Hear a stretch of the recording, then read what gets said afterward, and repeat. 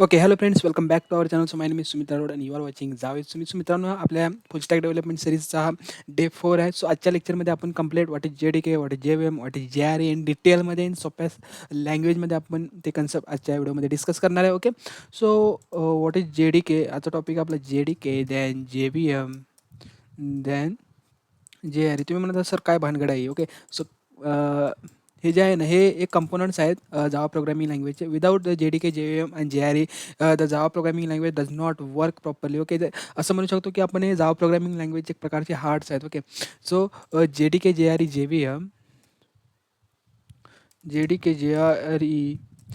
And JVM is part किंवा किंवा part किंवा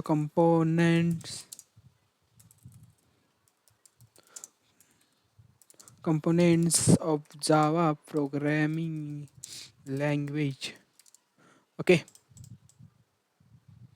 हे काय JDK, JRE, JVM हे जावा प्रोग्रामिंग लँग्वेजचे कंपोनेंट्स आहेत किंवा कंपोनेंट्स म्हणजे काय पार्ट पार्ट किंवा भाग. जावा प्रोग्रामिंग लँग्वेजचे पार्ट किंवा भाग आहेत. Okay, so without JDK, JVM and JRE the Java programming language does not work properly. किंवा हार्ट असतो. आता माणसाचा हार्ट नसल्यावर माणूस काही कामाचा नसतो. तसाच JDK, JVM, JRE नसलं तर जावा प्रोग्रामिंग लँग्वेज कामाचं नाही.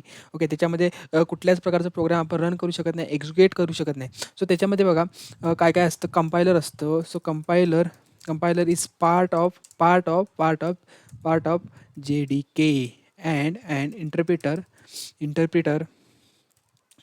is part of कोणाचं JVM. ओके, आता ज्यांचं जावा झालेलं असणार त्यांना हे माहिती असणार कन्सेप्ट. ज्यांना नाही माहिती तर आजच्या व्हिडिओमध्ये तुम्ही बघून घ्या. ओके, सो हे बघा, हे जे आहे ना, हे लय महत्त्वाचं आहे की कोणाचा पार्ट कुठला आहे. JDK पार्ट आहे तो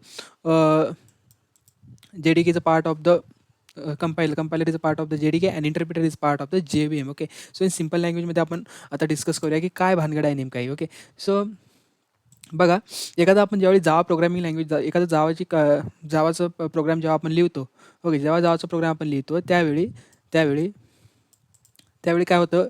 आता सपोज फॉर एक्झाम्पल मी एक इंट वरती 10 टाकलं, दॅन इंट बी वरती मी 20 टाकलं. Okay, than system.out the print me in शॉर्टमध्ये लिहितो आहे, समजून घ्या तुम्ही. अँड A+B केलं. ओके, सो ह्याचं जे आउटपुट आहे ना, ह्याचं आउटपुट हे हे एक प्रकारचं मी एक प्रोग्राम लिहिलं समजा. फॉर एक्झाम्पल एक प्रकारचं मी प्रोग्राम लिहिलं. जो प्रोग्रामचं याचं एक मी नाव दिलं फॉर एक्झाम्पल @jawa. आता हा कोड कुठला झाला. हा कोड तुम्हाला माहिती असणार. हा कोड कुठला झाला. हा कोड म्हणजे या कोडला काय म्हणतात, सोर्स कोड म्हणतात. Source code. Okay, source code किंवा हाय लेवल कोड. आता तुम्हाला मी हाय लेवल काय असते ते सांगितलं प्रॉपरली की हाय लेवल काय असते. ओके, हाय लेवल कोणाला म्हणतात, कशाला म्हणतात. हाय लेवल कोड असतो. हाय लेवल कोड म्हणजे जे माणसाला रिडेबल असतं, अंडरस्टँडेबल असतं, त्याला हाय लेवल कोड असं म्हणतात. ओके, सो ही झाली @jawa, ही झाली आपली सोर्स कोड फाईल. आणि या सोर्स कोड फाईलचं आपण कशामध्ये कन्वर्ट करतो प्रिव्हियस लेक्चरमध्ये मी सांगितलेलं ते म्हणजे आपण या सोर्स कोड फाईलचं आपण कन्वर्ट करतो बाईट कोड फाईलमध्ये. कशामध्ये, byte code. Okay, that is nothing but byte code. Byte. So ह्याला मी नाव देतो क्लास फाईल आपली जनरेट होते. क्लास फाईल जनरेट होते म्हणजेच काय की त्याचं बाईट कोडमध्ये कन्वर्ट होतं. ह्याला काय म्हणतो आपण, byte code. Byte code file तयार होते. बाईट कोड फाईल तयार झाल्यानंतर ओके, ह्याच्यामध्ये जे असतं ना, ह्या फाईलला काय म्हणतात, बाईट कोड फाईल तयार होते. बाईट कोड नथिंग बट 010101 ह्याला म्हणतात byte code file. Okay, so byte code file. मग ही बाईट कोडमध्ये जो हा सोर्स कोड फाईलला बाईट कोडमध्ये कन्वर्ट करण्यासाठी काय वापरलं जातं कंपायलर. ओके, सो इथे येतं आपलं कंपायलर. ओके, इथे काय वापरला जातो, ह्याला म्हणतात कंपायलर. बघा मी कसं सांगतो तुम्हाला, बघा अंडरस्टँड करून देतो प्रॉपरली. सो ह्याला काय म्हणतात, कंपायलर. ओके, ह्या पार्टला काय म्हणतात, कंपायलर. सो कंपायलर कोणाचा पार्ट आहे, कंपायलर JDKचा पार्ट आहे. सो हा पार्ट जो आहे तो पूर्ण JDKचा पार्ट आहे. Okay, then byte. आता मी तुम्हाला फक्त जावा कसा रन होतो, जावाची फाईल कशी रन होती ती प्रोसेस तुम्हाला मी सांगायला लागलो. ओके, मग त्याच्यानंतर पिक्चरमध्ये कोण येतो माहिती आहे का. ओके, त्याच्यामध्ये पिक्चरमध्ये येतो JVM. आता तुम्ही म्हणा JVM काय भानगड आहे सर. आता सांगतो की थांबा तुम्हाला JVM काय असते ते. ओके, सो JVM त्याच्यामध्ये नंतर येतो JVM. Okay, JVM nothing but JVM म्हणजेच काय, जावा व्हर्च्युअल मशीन. ओके, समजलं. जावा व्हर्चुअल मशीन असते सर मला समजलं. पण काय नेमकं काम काय जेवन व्हर्चुअल JVMचं? ओके. सो जावा व्हर्चुअल मशीनचं ज्यावेळी आपली फाईल बाईट कोडमध्ये कन्व्हर्ट होते, आपली जावा ही प्रोग्रामिंग लँग्वेज आहे ती प्लॅटफॉर्म इंडिपेंडंट आहे. म्हणजे प्रत्येक प्लॅटफॉर्मवरती, प्रत्येक ऑपरेटिंग सिस्टमवरती चालणारी प्रोग्रामिंग लँग्वेज आहे. मग ती प्लॅटफॉर्म इंडिपेंडंट कशी बनली? ती बनली आपल्या JVM Java virtual machine through. Okay. So ज्यावेळी आपला byte code source code through byte code तयार होतो. बाईट कोड तयार झाल्यानंतर त्या बाईट कोडचं कन्व्हर्ट केलं जातं मशीन कोडमध्ये. ओके. मशीन कोडमध्ये ज्यावेळी कन्व्हर्ट करतो त्यावेळी त्यावेळी जे पिक्चरमध्ये येतं त्याला म्हणतात JVM. ओके. सो इथं आपण वापरतो इंटरप्रिटर. ओके. इंटरप्रिटर. आता आपण म्हणतो ना जावा ही two stage compilation programming language आहे. ते टू स्टेज हेच आहे. मी आता ज्या व्हिडिओमध्ये सांगायला लागलो तुम्हाला त्याला टू स्टेज प्रोग्रामिंग लँग्वेज असे म्हणतात. ओके. हे बघा इथं आपण इंटरप्रिटर वापरलो. ह्याला म्हणते ह्या पार्टला म्हणतात इंटरप्रिटर. ओके. सो जी आपण बाईट कोडमध्ये सोर्स कोडला बाईट कोडमध्ये कन्व्हर्ट केलो, त्या बाईट कोडला आता आपल्याला मशीन कोडमध्ये कन्व्हर्ट करायचं आहे. बिकॉज ऑपरेटिंग सिस्टम किंवा CPU किंवा machine only understand the machine language, does not understand any source code in byte code. Okay. So ह्याला मशीन कोडमध्ये कन्व्हर्ट करण्यासाठी पिक्चरमध्ये आला आहे आपला JVM. कोण आला पिक्चरमध्ये? आपला JVM आला. JVM बघा कोण आला, JVM पिक्चरमध्ये आला आपलं. ओके. सो ह्या JVMचा काय यूज असतो? आता JVMमध्ये कुठले आता JVMमध्ये असतो क्लास लोडर. काय असतो? Class loader. ओके. आता क्लास लोडरचे 3 टाइप्स असतात. ते मी तुम्हाला नंतर सांगेल. इन डिटेलमध्ये आता जात नाही. ओके. सो क्लास लोडर काय करतो? काय करत असणार तुम्हाला माहीत आहे का? क्लास लोडर काय करतो? क्लास लोडर आपली जी बाईट कोडची फाईल तयार झाली बघा, ॲड.क्लास जी बाईट कोडची फाईल तयार झाली, त्या ॲड.क्लास फाईलला काय करतो? लोड करतो. कशामध्ये लोड करतो? JVMमध्ये लोड करतो. जावा व्हर्चुअल मशीनमध्ये लोड करतो. ओके. म्हणजे हे जे आहे ना, ओके. Just 2 minutes. ओके. ह्याला कशात लोड करतो? क्लास लोडरमध्ये लोड करतो. कुठे? क्लास लोडरमध्ये. क्लास लोडरमध्ये लोड केल्यानंतर जी आपली बाईट कोड आहे, बाईट कोडमध्ये आपल्याला मशीन कोडमध्ये कन्व्हर्ट करायचं आहे. बाईट कोडला मशीन कोडमध्ये कन्व्हर्ट करायचं आहे. त्यासाठी आपल्याला काय करावं लागणार? JVMमध्ये ते लोड करावं लागणार. कारण की मशीन कोडमध्ये कन्व्हर्ट करण्याचं काम कोण करतं? JVM. मग JVMमध्ये कोणते लोड करतं? ते लोड करतं क्लास लोडर. ओके. मग क्लास लोडर झाल्यानंतर कुठली स्टेप आहे सर? तर क्लास लोडर झाल्यानंतर सेकंड स्टेप आहे ती म्हणजे व्हेरिफायर. ओके.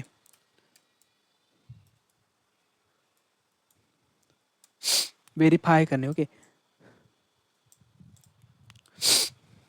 ओके. त्याच्यानंतर बघा क्लास लोड केला जातो. क्लास लोड केल्यानंतर त्याला व्हेरिफाय केला जातो. त्याच्यामध्ये कुठला व्हर्नेलेबल कोड आहे का? किंवा सिक्युअर आहे का ते कोड? ओके. ती क्लास लोड जे आता क्लास लोडरने जी फाईल लोड केली आहे, ओके. ती क्लास लोडरने लोड केली आहे ती फाईल सिक्युअर आहे का चेक करणे. ओके. आता मी इथं क्लास लोडरचं लिहितो. एक नोट साईडला लिहितो, ते तुम्हाला समजून जाईल. ओके. Class loader. त्या पर्पज फक्त मी इथं तुम्हाला क्लास लोडरचं काय काम? Class loader to load to load the byte code code inside the JVM. Okay. या पर्पजसाठी आपण काय करतो? क्लास लोडर लिहितो. त्याच्यानंतर काय तो व्हेरिफायर काय करतो? सो व्हेरिफाय काय करतो माहिती आहे का? व्हेरिफाय त्याच्यानंतर आपण त्या कोडला व्हेरिफाय म्हणजे सिम्पली त्या कोडला व्हेरिफाय करतो की तो कोड व्हर्नेलेबल आहे का?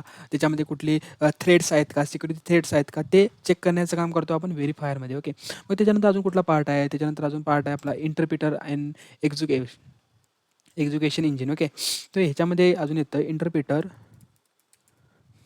आता मी तुम्हाला इथं इंटरप्रिटर सांगत होतो. हा जो इंटरप्रिटर आहे ना, हा इंटरप्रिटर ह्याचाच पार्ट आहे. कोणाचा? JVMचा. इंटरप्रिटरचंच काम आहे बाईट कोडला मशीन कोडमध्ये कन्व्हर्ट करण्याचं. प्लस त्याचा सक्का भाऊ आपला कोण?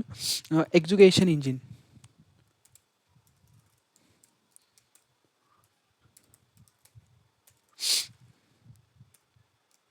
Execution engine. ओके. इन शॉर्टमध्ये मी लिहितो इथे एक्झिक्युशन इंजिन. ओके. सो त्याच्यानंतर येतो तो एक्झिक्युशन इंजिन. एक्झिक्युशन इंजिनचं काय काम आहे? इंटरप्रिटर आणि एक्झिक्युशन इंजिन. ओके. सो इथं बघा, इंटरप्रिटर म्हणजे काय? ज्यावेळी बाईट कोड ज्यावेळी कंपायलर बाईट कोड सोर्स कोडला बाईट कोडमध्ये कन्व्हर्ट करतो, त्यावेळी इंटरप्रिटर काय करतो? बाईट कोडचं मशीन कोडमध्ये कन्व्हर्ट करण्यासाठी इंटरप्रिटरचा वापर केला जातो. Okay. That is the purpose of the interpreter and execution engine.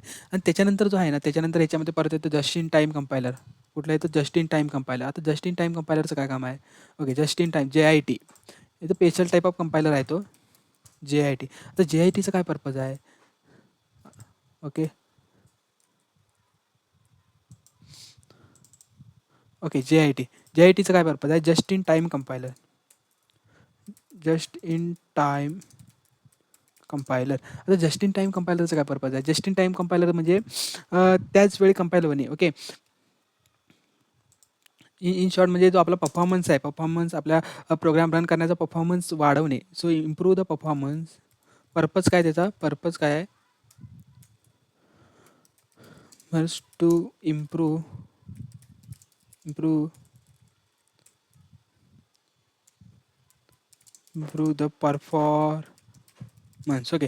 Performance improve करण्यासाठी आपण त्याचा काय केला जातो? यूज केला जातो जस्ट इन टाईम कंपायलरचा. ओके. ॲज वेल त्याच्यामध्ये येतं गार्बेज कलेक्शन. काय येतं? Garbage collection. आता गार्बेज कलेक्शन काय आहे? गार्बेज कलेक्शन म्हणजे आता जशी तुम्ही इन शॉर्टमध्ये जागा नाही म्हणून. Okay.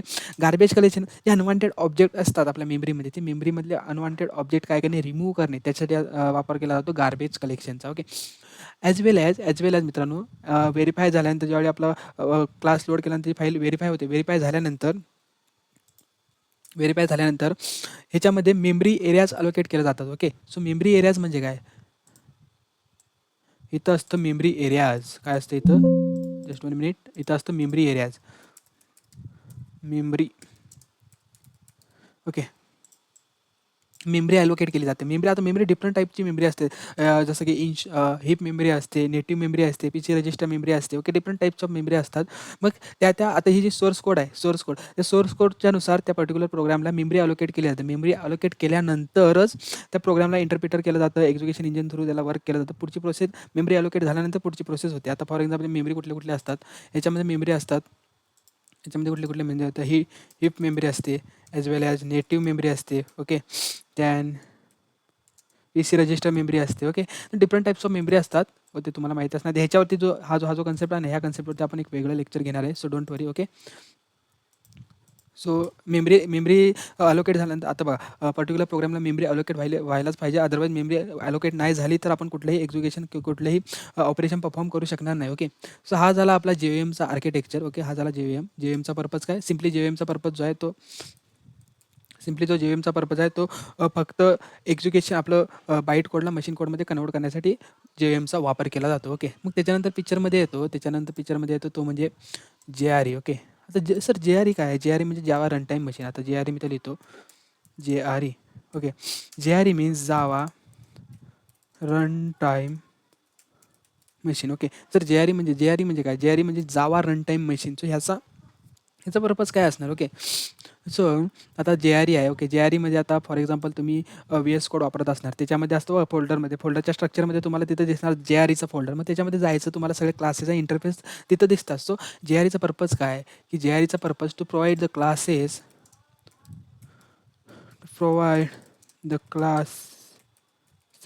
And interface. Okay. Classes आणि इंटरफेस प्रोव्हाइड करण्याचं काम कोण करतं? JRE करतं. क्लासेस आणि इंटरफेस प्रोव्हाइड करण्याचं काम कोण करतं? JRE करतं. ओके. सो म्हणजे आपल्याला जे प्रोग्रामिंग करण्यासाठी जे काही कंपोनंट्स लागतात, जे काय प्री क्लासेस, प्री इंटरफेसेस लागतात, ते सगळं प्रोव्हाइड करण्याचं काम कोण करतं? JRE करतं. आता सपोज फॉर एक्झाम्पल तुम्ही जर system.out.println असा कुठला तरी कोड लिहिला आणि त्याच्यामध्ये तुम्ही लिहिला हॅलो वर्ल्ड किंवा हॅलो असा मेसेज लिहिला. सो हे जे तुम्ही मेसेज लिहिता, ओके, ह्या मेसेजमध्ये हे प्रिंट. आता ही जी system.out.println ही मेथड आहे, प्रीडिफाईन मेथड आहे, ती कुठल्या पॅकेजमध्ये आहे? जावा.util पॅकेजमध्ये ते प्रेझेंट आहे. ओके. जावा.util ह्या पॅकेजमध्ये ती प्रेझेंट आहे. सो हा पॅकेज कुठं आहे? हा पॅकेज जो आहे ना, ओके, हा पॅकेज कुठं आहे? हा पॅकेज जो आहे तो ह्या प्रीडिफाईन क्लासेसमध्ये कुठं प्रेझेंट आहे?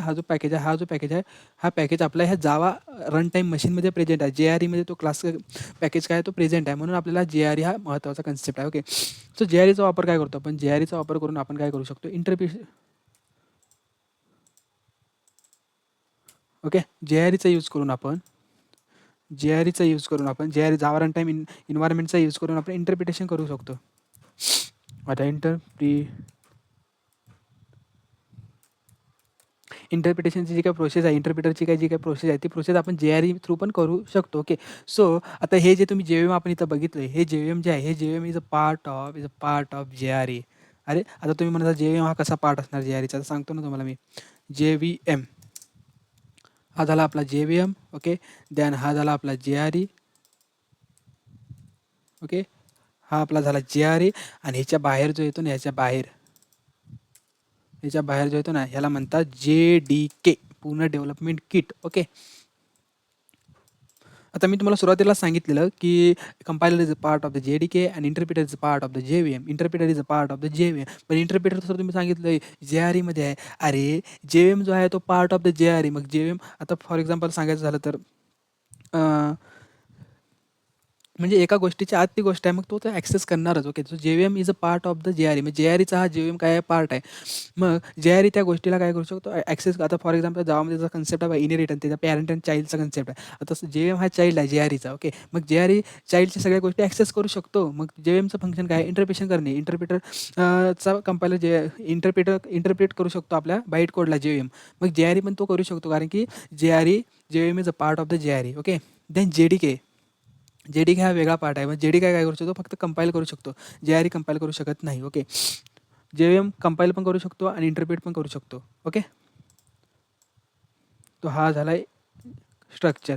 सो JDK काय करू शकतो, JDK फक्त ओन्ली कंपायलेशन प्रोसेस करू शकतो. JRE इंटरप्रिटेशन पण करू शकतो. देन JVM आणि क्लासेस वगैरे प्रोव्हाइड करण्याचं काम JRE करू शकतो. JVM is a part of the JRE. असं म्हणजे आता पुण्यात आहे, पुण्यात तुम्हाला हडपसर भेटते ना, मग पुण्यात तुम्हाला हडपसर भेटणार, त्यालाच म्हणतात JVM. ओके. मग त्याच्यानंतर जो कन्सेप्ट येतो त्याला म्हणतात JDK. ओके. सो JDK काय आहे, JDK आता तुम्हाला सांगतो मी इथं. ओके. JDK म्हणजे काय, Java development kit. Okay. Java development kit. JDKचा फुल फॉर्म काय, जावा डेव्हलपमेंट किट. ओके. आता हे जावा डेव्हलपमेंट किटचा उपयोग काय. ओके. सो हे जावा डेव्हलपमेंटचा किटचा उपयोग आता ह्यावेळी इथं आपण बघितलं बघा, JVM is a part of JRE, JRE is a part of the JDK. मग पूर्ण जो किट प्रोव्हाइड करतोय तो पूर्ण जो टूल्स जे काही कंपोनंट प्रोव्हाइड करतो, कोण प्रोव्हाइड करतो, तो JDK प्रोव्हाइड करतो. मग JDK लई महत्त्वाचं आहे जावा प्रोग्रामिंग लँग्वेजमध्ये. सो जावा डेव्हलपमेंट किट ह्याच्यामध्ये बघा JDK काय करतं, JDK काय करतं, डायरेक्ट सोर्स कोड. आता फॉर एक्झाम्पल इथे आहे बघा, सोर्स कोडला डायरेक्ट बाईट कोडमध्ये कन्वर्ट करण्याचं काम JDK करतं. आणि वेरियस टाईपचे tools and to provide the way various types of various types of tools and components and provides by JDK. Java development kit तो आपल्याला वेरियस टाईपचे टूल्स आणि कंपोनंट प्रोव्हाइड करण्याचं काम JDKचं असतं. ओके. सो आय होप तुम्हाला हे समजलं असणार. ॲज वेल आता JDK सर तुम्ही JDK टूल्स प्रोव्हाइड करतो, कंपोनंट प्रोव्हाइड करतो. मग कुठले टूल्स आणि कुठले कंपोनंट प्रोव्हाइड करतो, मग JDK काय काय प्रोव्हाइड करतो इथं बघा. JDK प्रोव्हाइड करतो जावा सी. काय प्रोव्हाइड करतो, जावा सी एक प्रकारचा टूल आहे. फॉर एक्झाम्पल जावा सी एक प्रकारचा टूल आहे, जो मी पण भरपूरदा यूज केला. जावा सी म्हणजे काय, सी म्हणजे काय, compiler. Java see that is compiler. Okay. हा एक प्रकारचा फॉर एक्झाम्पल टूल आहे, जो जावा JDK प्रोव्हाइड करतो कंपायलेशन प्रोसेस करण्यासाठी. As well as the second tool आहे तो म्हणजे जावा. हा काय, ह्याची प्रोसेस काय, ह्याची प्रोसेस आपल्याला जावाला प्रोग्राम रन करण्यासाठी, टू रन द प्रोग्राम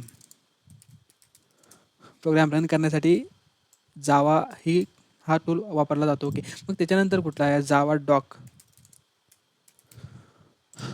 मग जावा डॉक आहे, ॲज वेल आहे. त्याच्यानंतर जार आहे. ओके. जार आहे. आता हा जो जार आहे ना, ओके,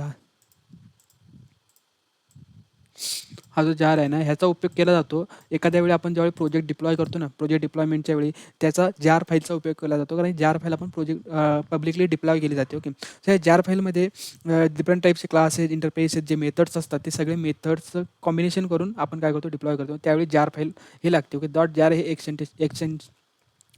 एक्सटेन्शन असतं. ओके. सो ह्याच्यामध्ये काय येतं, जार फाईलमध्ये कलेक्शन किंवा कॉम्बिनेशन करण्यासाठी all types of classes and all types of मेथड्सचं. ओके. सो हे झालं मित्रांनो. हा JDK काय करू शकतो, मग JDK काय काय करू शकतो बघायचं. JDK करू शकतो काय, ओके, हा इंटरप्रिट करू शकतो, हा कंपाईल करू शकतो. It can be interpret. या कोडला काय करू शकतो, कंपाईल पण करू शकतो, प्लस इंटरप्रिट पण करू शकतो. ओके. आता कंपाईल करणे, इंटरप्रिट करणे, ॲज वेल ॲज डिबग पण करू शकतो. ओके. सो डिफरंट टाईपचे हे प्रोसेस ते करू शकतो आपल्या JDK जावा डेव्हलपमेंट किट थ्रू आपण सगळं हे करू शकतो. ओके. सो ॲज वेल ह्याच्यामध्ये एक अजून एक टूल येतो दॅट इज जे डी बी जावा डिबगर म्हणजे काय, स्टेप बाय स्टेप प्रोग्रामला एक्झिक्यूट करणे. ते आपण कशा थ्रू करतो, JDK थ्रू करतो. Okay, so that is a Java development kit. I hope तुम्हाला ते समजलं असणार. Okay, thank you for watching this video guys. Thank you. JDK म्हणजे काय, JRE म्हणजे काय, JVM म्हणजे काय. ओके, इन शॉर्टमध्ये तुम्हाला मी सांगितलं ॲज वेल एज हे आपलं मेमरीचा आणि क्लास लोडेचे 3 टाईप्स आपले राहिलेले आहेत. ओके, सो आय होप तुम्हाला समजलं असणार. अँड वन मोर थिंग इथं मी इंटरप्रिटर प्लस EC किंवा एक्झिक्युशन इंजिन जे लिहिले आहे ना. ओके, एक्झिक्युशन इंजिनचा पर्पज काय, की ज्यावेळी आपण ज्यावेळी सोर्स कोडचं बाईट कोडमध्ये कन्वर्ट होतो, ज्यावेळी कंपायलर काय करतो, पूर्ण सोर्स कोडला एकाच वेळी काय बाईट कोडमध्ये कन्वर्ट करतो. ओके, सो एक्झिक्युशन इंजिन काय करतो, त्या बाईट कोडला लाईन बाय लाईन रीड करून त्याला मशीन कोडमध्ये कन्वर्ट करण्याचं काम करतो. ओके, ह्याचं काय पर्पज आहे, टू कन्वर्ट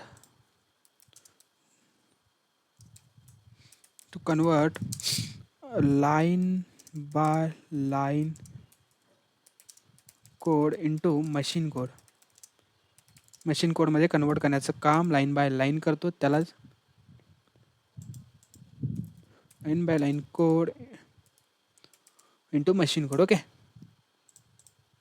ह्याला एक्झिक्युशन इंजिनचं हे पर्पज आहे. ओके, सो आय होप तुम्हाला समजलं असणार व्हिडिओ.